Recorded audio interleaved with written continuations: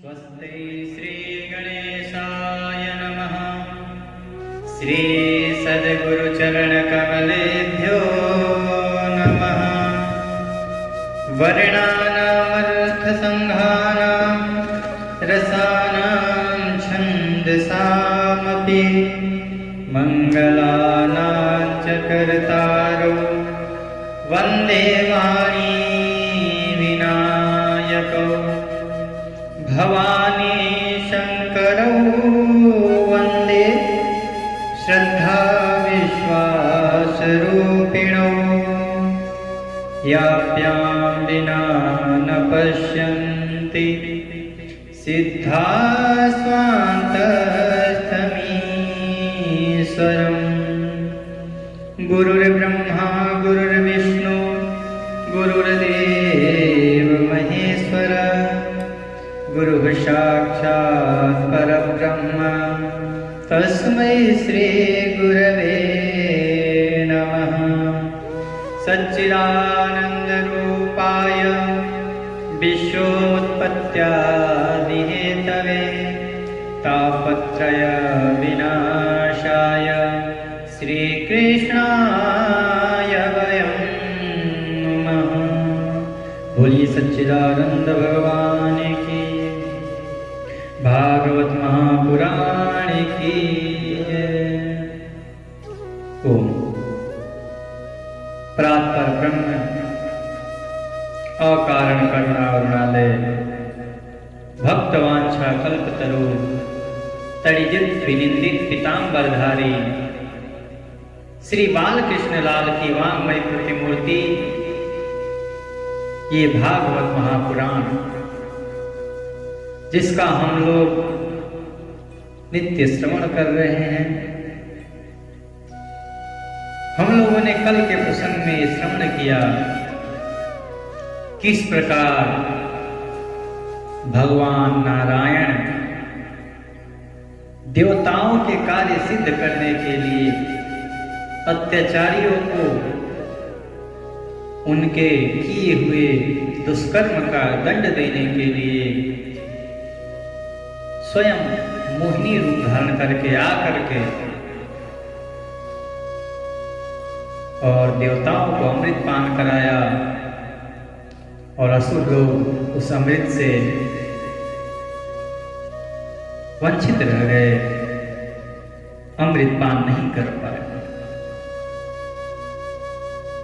जिसके कारण जब दानवों को पता चला कि ये तो हमारे साथ छल हो गया है, उन लोगों ने देवताओं पर आक्रमण कर दिया महाराज। अब देवता लोग तो अमृत पी करके अमर हो ही गए, इनको क्या चिंता। बोले आओ लड़ दो, फिर हम लोग भी बहुत दिन से युद्ध किए नहीं थे। घनघोर भयंकर युद्ध छिड़ गया महाराज, जिसको हम लोग देवासुर संग्राम के नाम से जानते हैं। भीषण युद्ध छिड़ा। उधर से देवताओं के राजा इंद्र हैं और इधर दैत्यों के राजा बलि हैं। जब देवता लोग और असुर लोग आपस में लड़ रहे हैं, किसी का सर कहीं गिर रहा है, किसी का पैर कहीं गिर रहा है, ये देख करके महाराज बलि इंद्र के ऊपर एक साथ ही 18 बाण छोड़ दिए, जिसमें 10 बाण इंद्र के ऊपर, 3 उनके वाहन ऐरावत के ऊपर, 4 ऐरावत के चरण पर और 1 महावत पर। ये 18 बाण महाराज बलि ने इंद्र के ऊपर छोड़ दिया। जब देवराज इंद्र ने देखा कि 18 बाण एक साथ छोड़ा है, इन्होंने भी तीखे नुकीले 18 भल नामक बाणों को छोड़ दिया और वो भल नामक बाण महाराज बलि के बाणों को काट करके बीच में ही निस्तेज कर दिया है। ये देख करके महाराज बलि को बहुत क्रोध आया और वो अपनी माया से एक बड़ा भयंकर पर्वत ला करके सारे देवताओं के ऊपर रख दिया। और वो पर्वत से बड़े बड़े पत्थर नीचे गिरते हैं, उसमें से वृक्ष नीचे गिरते हैं, सारे देवता अंग भंग हो जा रहे हैं। देवताओं की शक्ति काम नहीं कर रही है, करे तो करे, इधर से रोकते हैं तो इधर से गिरता है, इधर से रोकते हैं तो इधर से गिरता है। तब देवताओं को कुछ नहीं सूझा तो सारे देवता लोग हाथ जोड़ करके और वहीं पर तीनों लोगों के स्वामी भगवान नारायण को बुलाए। भगवान नारायण ज्यों ही गरुड़ पर विराजमान होकर के उस युद्ध क्षेत्र में, उस युद्ध भूमि में पधारे हैं, उनके आते ही वो माया का पर्वत अपने आप ही लुप्त हो गया। कहते हैं कि जिस प्रकार से हम रात को शयन करते हैं और स्वप्न देखते हैं और सुबह उठते ही स्वप्न अपने आप ही चला जाता है, वैसे ही भगवान नारायण के आते ही वो माया का जो पर्वत था अपने आप ही लोप हो गया।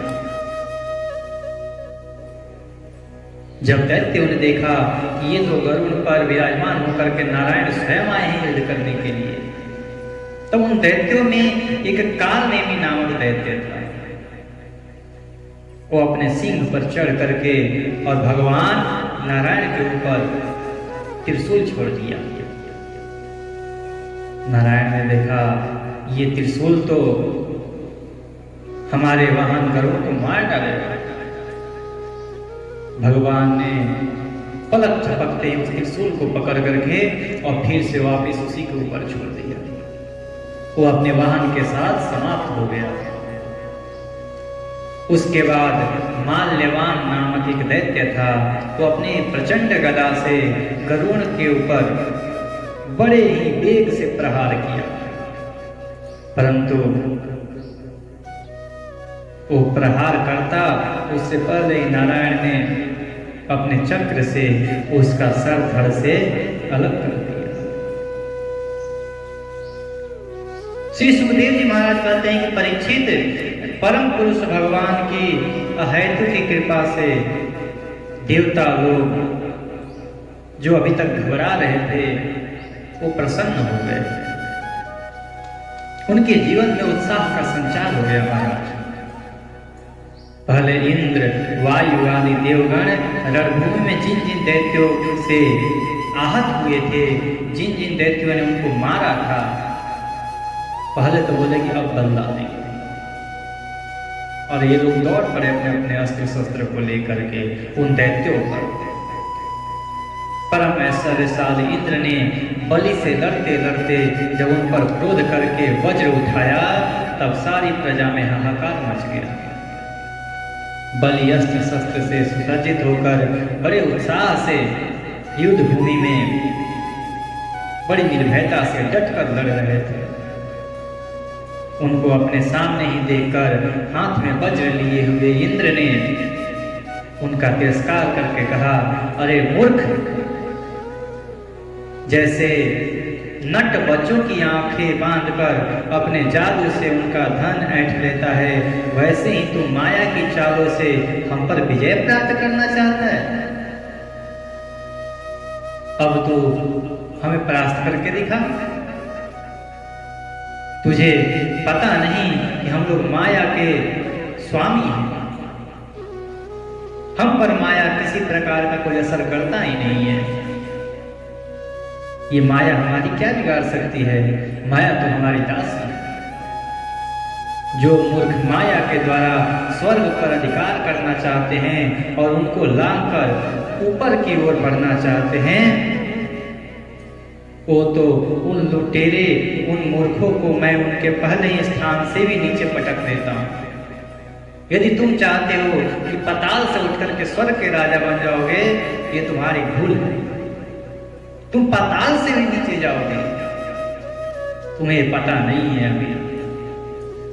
श्री सुखदेव जी महाराज कहते हैं कि इंद्र के ऐसे बेतुकी बात को सुन करके बलि ने कहा, अरे इंद्र, जो लोग काल शक्ति की प्रेरणा से अपने कर्म के अनुसार युद्ध करते हैं, उन्हें जीत या हार, यश या अपयश, जीवन या मृत्यु का कोई भय नहीं रहता। इनमें से कुछ न कुछ प्राप्त होगा ही, या जीतेंगे या हारेंगे। यश मिलेगा नहीं तो अपयश मिलेगा, जीवन दान मिलेगा या फिर मृत्यु प्राप्त होगी। इसी से ज्ञानी जन इस जगत को काल के अधीन समझकर न तो विजय होने पर हर्ष से फूल उठते हैं और न अपने अपकृति का संचार करते हैं, न हार से वो दुखी होते हैं। वो जानते हैं कि इन दोनों में कुछ न कुछ तो होने ही वाला है, कुछ न कुछ तो मिलेगा ही। तुम अपने आप को सोच रहे हो कि तुम इस युद्ध में विजयी हो जाओगे।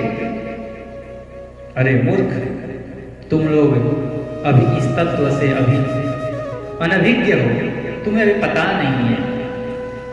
तुम लोग अपने को जय पराजय आदि कारण कर्ता मानते हुए अपने आप को ही डरा रहे हो, सोच रहे हो कि हम लड़ रहे हैं, मैं कर रहा हूं, मैं कर रहा हूं। तुम्हें अभी क्या पता। इसलिए महात्माओं की दृष्टि से तुम सोचनीय हो। हम तुम्हारे मन स्पर्शी वचन को स्वीकार ही नहीं करते, फिर हमें दुख क्यों होने। हमें दुख तो नहीं होने वाला, क्योंकि हम जानते हैं या तो हम हारेंगे या जीतेंगे, या यश मिलेगा या अपयश मिलेगा। तुम ही ये सोच रहे हो हमारा जय होगा, हम ही इस युद्ध में विजयी होंगे, तो ये तुम्हारी मूर्खता है। श्री सुखदेव जी महाराज कहते हैं कि वीर बलि ने इंद्र को इस प्रकार जब फटकारा, बलि की फटकार से इंद्र कुछ झेप गए। तब तक वीरों का मान वंदन करने वाले बलि ने अपने धनुष को कान तक खींच करके और बहुत से बाण छोड़ दिए। सत्यवादी देव शत्रु बलि ने इस प्रकार इंद्र का अत्यंत तिरस्कार किया। अब तो इंद्र अंकुश से मारे हुए हाथी की तरह और भी छिड़ गए। बलि का आक्षेप वे सहन न कर सके। शत्रुघाती इंद्र ने बलि पर अपने अमोघ वज्र का प्रहार कर दिया। उसकी चोट से बलि पंख कटे हुए पर्वत के समान अपने विमान के साथ पृथ्वी पर गिर पड़े। जब देवराज इंद्र ने इस प्रकार वज्र का प्रहार कर दिया तो भला उस वज्र से कौन बच सकता है। इंद्र के वज्र के प्रभाव से महाराज बलि अपने विमान के साथ ही पृथ्वी पर गिर पड़े। बलि का एक बड़ा हितैषी और घनिष्ठ मित्र था, बहुत प्रिय मित्र था महाराज बलि का, जिसका नाम था जम्भासुर। ये जम्भ अपने मित्र बलि को गिर जाने पर भी उनको मारने का बदला लेने के लिए वह इंद्र के सामने आ खड़ा हुआ। सिंह पर चढ़कर वह इंद्र के पास गया और वेग से अपनी गदा उठा करके उनके हाथ पे यहाँ पे मारा खींच करके। गदा की चोट से ऐरावत को बड़ी पीड़ा हुई और इंद्र पे लगी। इतना तेज मारा कि मारा इंद्र पर और प्रभाव ऐरावत पर भी पड़ा। व्याकुलता से घुटने टेक दिए और फिर मूर्छित हो गया। उसी समय इंद्र का सारथी मातली 1000 घोड़ों से जुटा हुआ रथ ले आया और शक्तिशाली इंद्र ऐरावत को छोड़ करके तुरंत रथ पर सवार हो गए। दानव श्रेष्ठ जम्भ ने रणभूमि में मातली के इस काम की बड़ी प्रशंसा की और मुस्कुरा करके चमकता हुआ त्रिशूल उसके ऊपर चलाया। मातली ने धैर्य के साथ इस असह्य पीड़ा को सह लिया।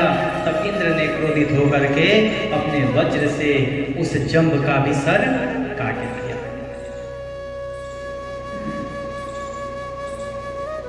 देवर्षि नारद से जम्भासुर की मृत्यु का समाचार जानकर उसके भाई बंधु नमोची, बल और पाप, ये उसके भाई बंधु थे, ये लोग भी दौड़े दौड़े आए कि भाई चंद्र की मृत्यु हो गई। परीक्षित अपने भाइयों को मारा हुआ देख नमूची को बड़ा शोक हुआ। वह क्रोध के कारण आपे से बाहर हो गया और इंद्र को मार डालने के लिए जी जान से प्रयास करने लगा। बोला, अरे इंद्र, अब तुम बच नहीं सकते, तुमने मेरे सारे भाइयों को मार दिया। इस प्रकार ललकारते हुए त्रिशूल उठा करके इंद्र के ऊपर टूट पड़ा महाराज। जब वो इंद्र पर त्रिशूल चला दिया, परीक्षित इंद्र ने देखा कि त्रिशूल बड़े वेग से मेरी ओर आ रहा है। उन्होंने अपने बाणों से आकाश में ही उसके 1000 टुकड़े कर दिए। इसके बाद देवराज इंद्र ने बड़े क्रोध से उसका सिर काट लेने के लिए उसकी गर्दन पर वज्र का प्रहार किया। यद्यपि इंद्र ने बड़े वेग से वह वज्र चलाया था, परंतु उस यशस्वी वज्र से उसके चमड़े पर खरोच तक नहीं आया। इतना मोटा चमड़ा था उसका। यह बड़ी आश्चर्य की बात हुई कि जिस वज्र ने महाबली वृत्रासुर का शरीर टुकड़े टुकड़े कर दिया था, उस वज्र के प्रभाव से नमूची का एक खरोच भी नहीं आया।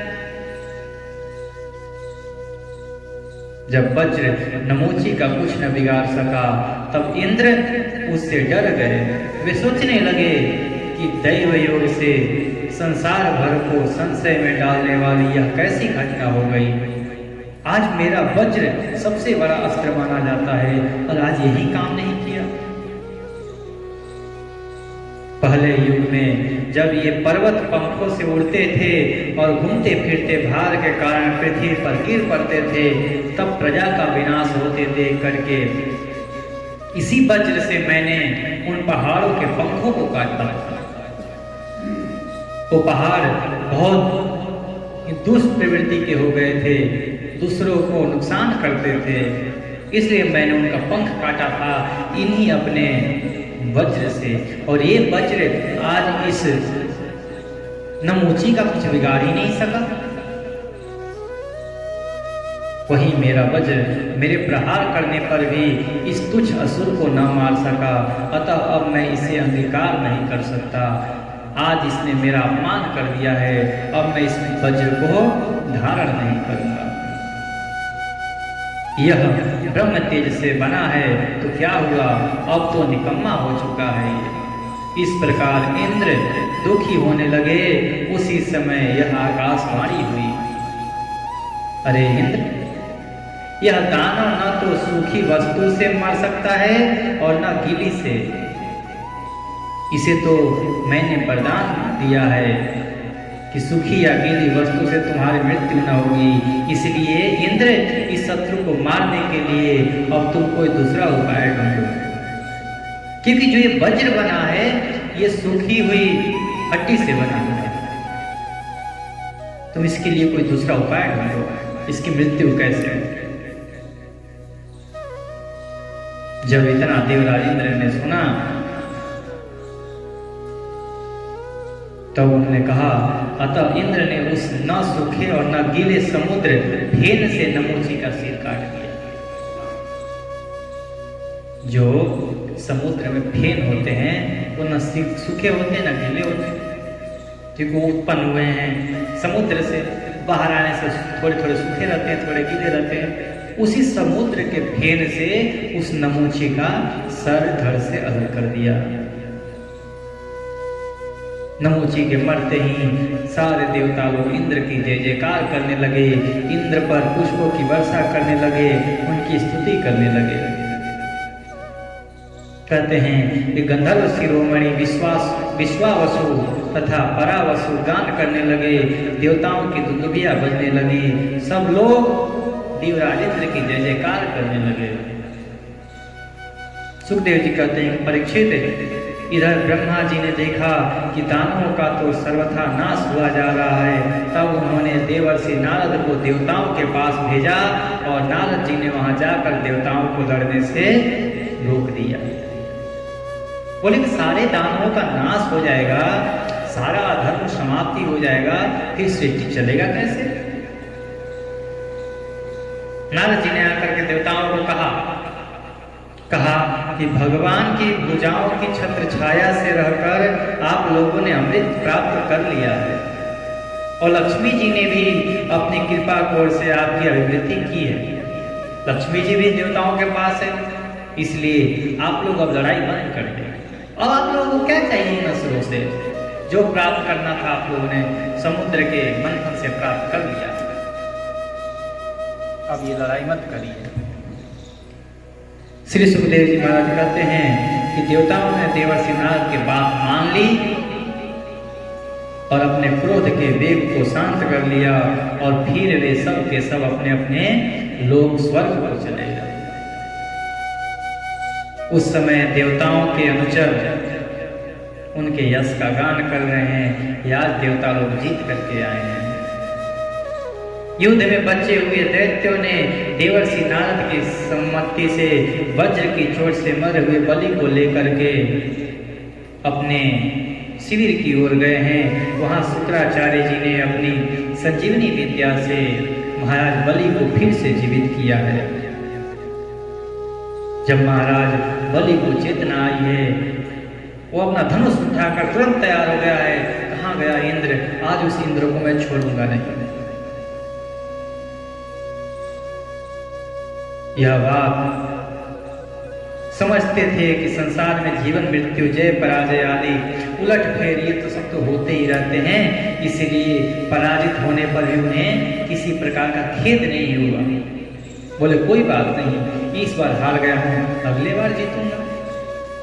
ऐसा महाराज बलि अपने आप को सांत्वना देते हैं। सुखदेव जी महाराज कहते हैं कि परीक्षित, ये देवासुर संग्राम इतने वर्षों तक चलते चलते बहुत समय बीत गया। परीक्षित, जब भगवान शंकर ने यह सुना कि श्री हरि ने स्त्री का रूप धारण करके असुरों को मोहित कर दिया है, तब देवताओं को अमृत पिलाया। तब वे सती देवी के साथ अपने नंदी भगवान पर सवार होकर के समस्त भूतगणों को लेकर के वहां गए जहां भगवान मधुसूदन अपने अर्धांगिनी माता लक्ष्मी जी के साथ निवास करते हैं। भगवान श्री हरि ने बड़े प्रेम से भगवान शंकर के साथ माता पार्वती का भी अभिनंदन किया, उनके गणों का भी स्वागत किया, उनको आसन दिया, उनको आसन पर बैठा करके सम्मान किया और मुस्कुराते हुए बोले। भगवान नारायण बोले कि बताइए महादेव कैसे पधारे? कोई विशेष प्रयोजन? आज आप कैलाश छोड़ करके और हमारे यहाँ क्या बात हो गई? भगवान शिव जी ने कहा, हे समस्त जीवों के आराध्य, समस्त देवों के आराध्य, समस्त प्राणियों के आराध्य, हे जगदीश्वर, हे मेरे स्वामी, अब आपसे क्या छुपा हुआ है? आप सभी सृष्टि के स्वामी हैं। यहां पर सुंदर भगवान की स्तुति की है शिव जी, और स्तुति करने के बाद कहते हैं कि जब भगवान शंकर ने विष्णु भगवान से यह प्रार्थना की कि हे प्रभु, आपने जो स्वरूप धारण किया था उसको ही मैं देखने के लिए आया हूं। जब इतना प्रार्थना की, ये सुन करके भगवान नारायण जी अपने गंभीर भाव से हंस करके शंकर जी से बोले कि अरे बाबा, उस समय अमृत का कलश दैत्यों के हाथ में चला गया था, अतः देवताओं का काम बनाने के लिए और दैत्यों का मन बहलाने के लिए मैंने वो रूप धारण कर लिया था। आप उसे देखना चाहते हैं, इसलिए मैं आपको वह रूप दिखलाऊंगा, परंतु वह रूप तो कामी पुरुषों का ही आदरणीय है, क्योंकि वह काम भाव को उत्तेजित करने वाला है। वो ऐसा स्वरूप था कि जिसको देख करके सारे दैत्य कामी हो गए थे, तभी तो अमृत का कलश मुझे दे दिए। वो तो मैं देवताओं के कार्य बनाने के लिए धारण किया था। आप तो योगी हैं, योगीश्वर है आपको क्या उससे लेना देना। सुखदेव जी महाराज कहते हैं, इस तरह कहते कहते विष्णु भगवान वहीं अंतर्धान हो गए। भगवान शंकर सती देवी के साथ चारों ओर दृष्टि दौड़ाते हुए वहीं बैठे रहे कि भगवान ये बोलते बोलते गायब कहाँ हो गए। अभी तो बोल रहे थे कि दिखाऊंगा, अभी भाग गए यहाँ से। इतने में ही उन्होंने देखा कि सामने एक बड़ा सुंदर उपवन है, उसमें भांति भांति के वृक्ष लग रहे हैं, बहुत सुंदर दिव्य उसका वातावरण है। गेंद के उछालने और लटपट करके पकड़ने से ऐसे उसके शरीर हिल रहे हैं, ऐसी एक दिव्य सुंदरी दिखाई दी। जब कभी साड़ी सरक जाती और केसों की वेणी खुलने लगती, तब अपने अत्यंत सुकुमार बाएं हाथ से उस अपने बाल को, उस साड़ी को जब वो सुंदरी संवारती है, भगवान शिव जी उसको देख रहे हैं। कहते हैं उन्हें मोहिनी भी अपने प्रति आसक्त जान पड़ती थी। उसने शंकर जी का विवेक छीन लिया। वे उसके हाव भाव में कामातुर हो गए और भवानी के सामने ही लज्जा छोड़कर उसकी ओर चल पड़े। भगवान शंकर जी भी मोहित हो गए मोहिनी को देख करके। कहते हैं कि मोहिनी तो पहले ही वस्त्रहीन हो पड़ी थी, शंकर जी को अपनी ओर आते देख करके वो लज्जित हो गई। वह एक वृक्ष से दूसरे वृक्ष की आड़ में जाकर छिप जाती और हंसने लगती, परंतु कहीं ठहरती नहीं थी। भगवान शंकर की इंद्रियां अपने वश में न रही, वे कामवश हो गए और हथिनी के पीछे हाथी की तरह उसके पीछे पीछे दौड़ने लगे। उन्होंने अत्यंत वेग से उसका पीछा करके पीछे से उसका जूड़ा पकड़ लिया। महाराज परीक्षित, भगवान शिव जी उसके बिल्कुल वश में हो गए थे और भगवान ने देखा कि भगवान शंकर को इससे विषाद या लज्जा नहीं हुई है, तब वे पुरुष शरीर धारण करके फिर प्रकट हो गए। बोले कि प्रभु जो तुम समझ रहे हो वो नहीं, मैं वही नारायण हूं जिसके पास अभी आए थे हम। जब नारायण जी अपने स्वरूप में आ गए, बड़ी प्रसन्नता से भगवान शंकर से कहा, अरे देव शिरोमणि, मेरे स्त्री रूप माया से मोहित होकर भी आप स्वयं ही अपनी निष्ठा में स्थित हो गए। अभी तक तो मोहित थे, मेरे आते ही देखिए कैसा स्वरूप आपका हो गया। यह बड़े ही आनंद की बात है।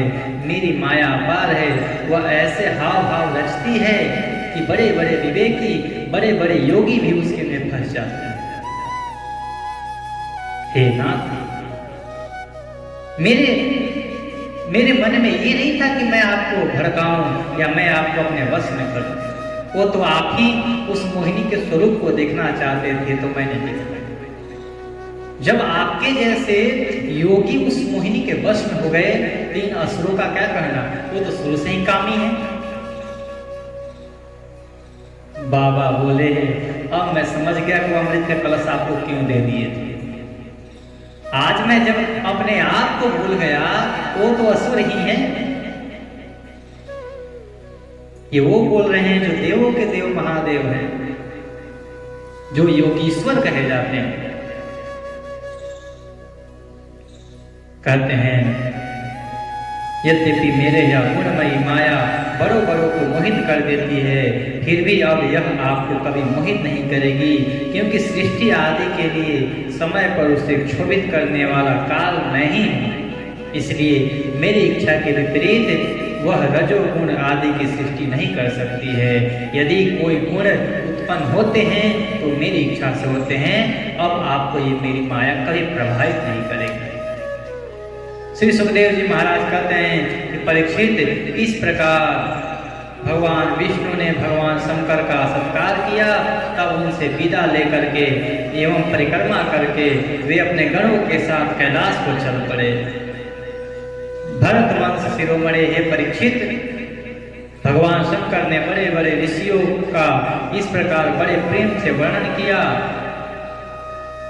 और कहा कि देवी, तुमने परम पुरुष परमेश्वर भगवान विष्णु की माया देखी ना? देखो, ये वही माया है जो मुझे भी प्रेरित कर देती है। कभी कभी तो मैं भी भूल जाता हूँ।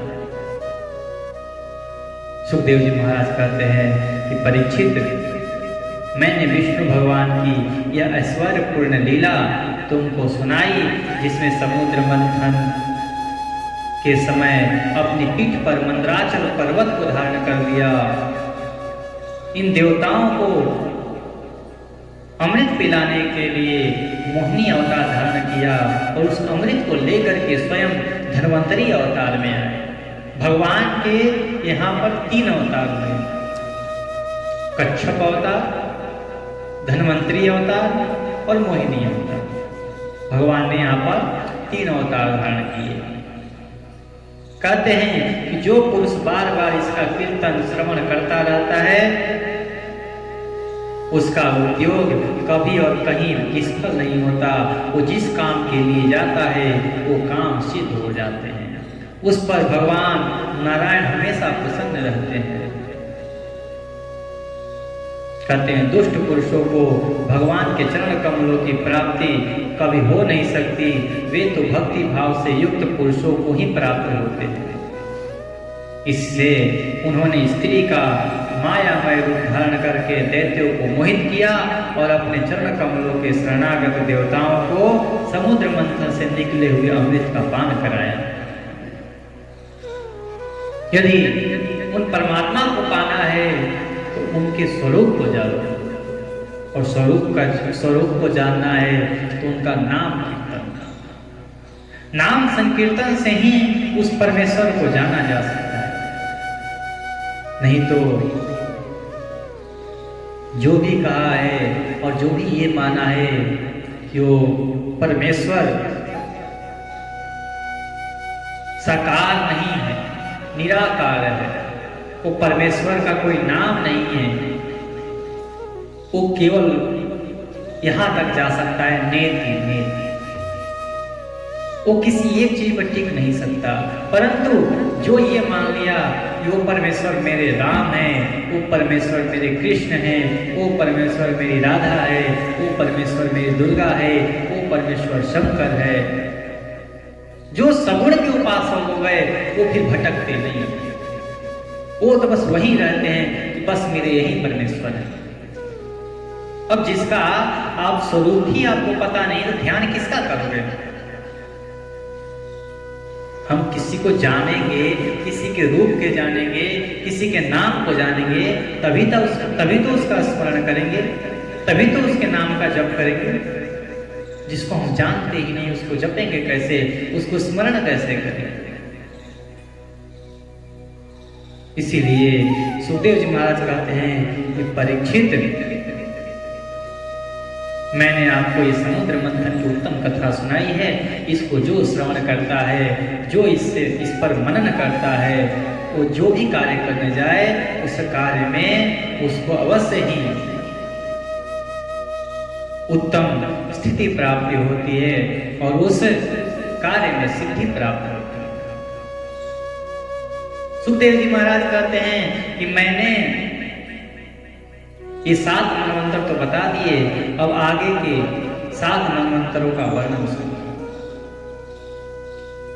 परीक्षित, दिवस्वान के पुत्र यशस्वी श्राद्ध देव ही 7वें मनवंतर के अधिपति हुए। विवस्वान के पुत्र होने के कारण उनको कहा जाता है वैवस्वत। जिस मनवंतर में अभी हम लोग हैं, ये कौन सा मनवंतर है? वैवस्वत मनवंतर। जो विवस्वान के पुत्र हैं, विवस्वान यानी सूर्य के पुत्र हैं, जिनका नाम श्राद्ध देव था, वही वैवस्वत कहे गए और उन्हीं का वर्णन अब मैं करता हूं। ये वर्तमान मनवंतर उन्हीं के कार्यकाल में है। हम उन्हीं के राज्य में हम लोग अपने इस शरीर के साथ यहाँ पर विद्यमान हैं। उनकी संतान का वर्णन मैं करता हूं। वैवस्वत मनु के 10 पुत्र हैं। अब 10 पुत्र कौन है उनके?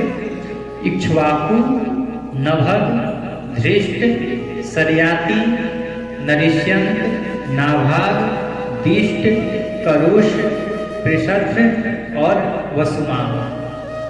परीक्षित इस मनवंतर में आदित्य, वसु, रुद्र, विश्वदेवा, मरुदगण, अश्विनी कुमार और ऋभु ये देवताओं के प्रधान गण हैं और पुरंदर इंद्र का राज्य रहेगा इस मनवंतर में। अभी के इंद्र का नाम है पुरंदर। इसमें सप्तऋषि कौन कौन होंगे? तो कश्यप, अत्रि, वशिष्ठ, विश्वामित्र, गौतम, जमदग्नि और भरद्वाज ये सप्तऋषि होंगे। इस मनवंतर में भी कश्यप की पत्नी अदिति के गर्भ से आदित्य के छोटे भाई वामन के रूप में भगवान विष्णु अवतार ग्रहण किया। परीक्षित, इस प्रकार मैंने संक्षेप में तुम्हें 7 मंत्रों का वर्णन सुनाया। अब भगवान की शक्ति से युक्त अगले 7 मंत्रों का वर्णन सुनो। 14 मनवंतर होते हैं। इसमें पूर्व के 7 मनवंतर जो अभी चल रहे हैं, अभी से पूर्व के 7 मनवंतरों के बारे में बता दिया। अब आगे आने वाले 7 मनवंतरों के बारे में बताएंगे। कहते हैं, यह तो मैं तुम्हें पहले 6ठे स्कंध में बता चुका हूं कि विवस्वान की 2 पत्नियां थी। भगवान सूर्य की 2 पत्नियां थी, छाया और संज्ञा। ये दोनों ही विश्वकर्मा की पुत्री थी। कुछ लोग ऐसा कहते हैं कि उनकी एक तीसरी पत्नी भी थी जिसका नाम था बड़वा। 2 पुत्रियों का तो वर्णन आता है, कुछ लोग तीसरी पत्नी को भी मानते हैं।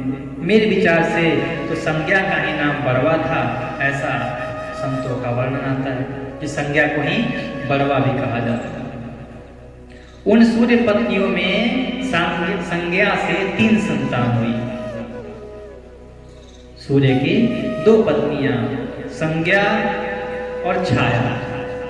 संज्ञा से 3 संतान हुई। 3 संतान कौन है?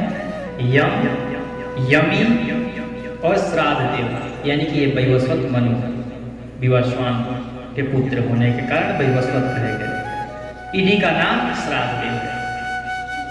संज्ञा के कितने? 3 संतान। यम यानी यमराज, यमी यानी यमुना जी और श्राद्ध। ये तीनों हुए संज्ञा से। फिर उनकी दूसरी पत्नी छाया, छाया से भी 3 संतान हुए। 3 संतान कौन है? एक सावर्णी हुए, दूसरे हमारे शनि महाराज हुए और तीसरे तप्ती नाम की कन्या हुई जो संवरण की पत्नी हुई। जब संज्ञा ने बड़वा का रूप धारण कर लिया तब उससे दोनों अश्विनी कुमार हुए। जब इन्होंने एक घोड़ी का रूप धारण कर लिया छाया ने, तब उनसे 2 पुत्र हुए जो दोनों अश्विनी कुमार के रूप में जाने जाते हैं। 8वें मनवंतर में वही विवस्वान के ही पुत्र सावर्णी महाराज हुए। उनके पुत्र होंगे निर्मोक, विरजस्क आदि। परीक्षित, उस समय सुतपा, विरजा और अमृतप्रभ नाम के देवगण होंगे। इन देवताओं के इंद्र होंगे विरोचन के पुत्र बलि। अभी आगे प्रसंग आएंगे कि जब महाराज बलि के यहाँ वामन भगवान जाएंगे तो उनको वरदान देंगे कि अगला इंद्र तुम ही बनो। वही विरोचन के पुत्र महाराज भक्तराज प्रहलाद के पौत्र बलि ही इस 8वें मनवंतर के इंद्र बनेंगे। विष्णु भगवान ने वामन अवतार में उनसे पृथ्वी मांगी, उसके बदले में उनको पूरे देवताओं का राजा बना दिया। आगे चलकर यही इंद्र होंगे और समस्त ऐश्वर्य से परिपूर्ण इंद्र पद का भी परित्याग करके परम सिद्धि प्राप्त कर लेंगे। गालव, दीप्तिमान, परशुराम, अश्वत्थामा, कृपाचार्य ऋष्य श्रृंग और हमारे पिता भगवान व्यास, ये 8वें मनवंतर में सप्तऋषि होंगे। अभी सप्तऋषि व्यास जी नहीं है, परंतु 8वें मनवंतर में ये भी सप्तऋषियों में माने जाएंगे। अश्वत्थामा माने जाएंगे, कृपाचार्य माने जाएंगे, ये 8वें मनवंतर में सप्तऋषि होंगे। इस समय ये लोग योग बल से अपने अपने आश्रम मंडल में ही स्थित हैं। देवगुह्य की पत्नी सरस्वती के गर्भ से सार्वभौम नामक भगवान का अवतार होगा। यही प्रभु पुरंदर इंद्र से स्वर्ग का राज्य छीनकर राजा बलि को दे देंगे। परीक्षित, वरुण के पुत्र दक्ष सावर्णी 9वें मनु होंगे और 10वें मनु होंगे उपश्लोक के पुत्र ब्रह्म सावर्णी। 11वें मनु होंगे अत्यंत संयमी धर्म सावर्णी और 12वें मनु होंगे रुद्र सावर्णी। 13वें मनु होंगे परम जितेंद्रिय देव सावर्णी और 14वें मनु होंगे इंद्र सावर्णी। ये 14 मनवंतरों के 14 मनु होंगे। सुखदेव जी महाराज कहते हैं, परीक्षित, यह 14 मनवंतर भूत, वर्तमान और भविष्य तीनों ही काल में चलते रहते हैं। इन्हीं के द्वारा यह सहस्त्र चतुर्युगी वाले कल्प के समय की गणना की जाती है। जब ये 14 मनु बीत जाएंगे, ये 1 सहस्त्र चतुर्युगी बीत जाएगा तो 1 कल्प होगा। इसी प्रकार कल्प के ऊपर कल्प, कल्प से कल्प होते जाते हैं। आज की कथा हम लोग यहीं तक रखेंगे, क्योंकि आगे महाराज बलि के द्वारा स्वर्ग पर विजय और वामन अवतार का हम लोग कथा श्रवण करेंगे कल। आज की कथा यही है। बोलिए भागवत महापुराण की जय। भगवान